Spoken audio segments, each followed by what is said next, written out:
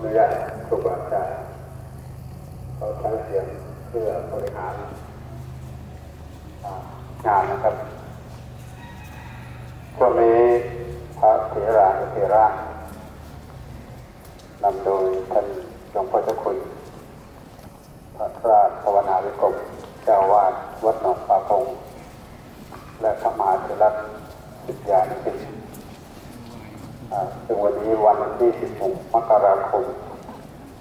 ปีพุทธศักราช 2560 ทุกปีเป็นความตั้งใจของศิษยานุศิษย์ทั้งไทยทั้งต่างชาติที่เคยได้รับการอบรมจากพ่อแม่ครูบาอาจารย์ได้มาแสดงออกถึงความเคารพมาบูชาคุณบูรพาจารย์หลวงปู่ชาสุภัทโธทุกปีเห็นภาพแบบนี้วันที่12 มกราคมถึงวันที่17 มกราคมทุกปีแต่วันที่16 มกราคมก็จะได้มีการทำพิธีถวายสักการะแด่หลวงปู่ซึ่งตอนนี้ก็ครูบาอาจารย์พระสงฆ์มองด้วยสายตาน่าจะเกือบพัน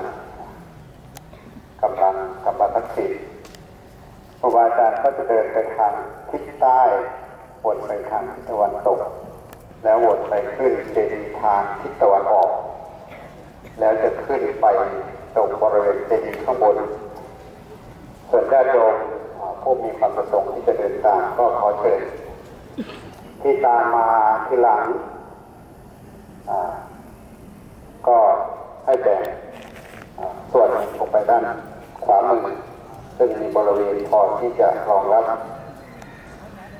เมื่อรวมเสร็จเรียบร้อยครูบาอาจารย์เข้าที่ญาติโยมเข้าที่ก็จะมีพระมหาเถระกล่าวนำถวายสักการะแด่หลวงปู่นี่คือ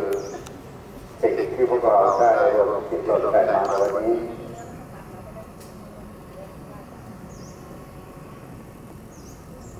สิ่งหนึ่งที่จะขอความร่วมมือกับช่างภาพที่ไม่มีบัตร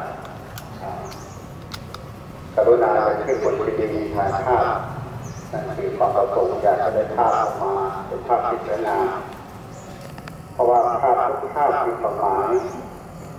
ภาพทุกภาพที่เราถ่ายวันนี้หลังจากพรุ่งนี้ไปก็จะเป็นประวัติศาสตร์ของชีวิตของท่านสิ่งหนึ่งที่มันเกิดขึ้นในวันนี้คือการรวมจิตรวมใจจากวิญญาณจิตของหลวงปู่ซึ่งเป็นบุรพาจารย์ของพวกเรา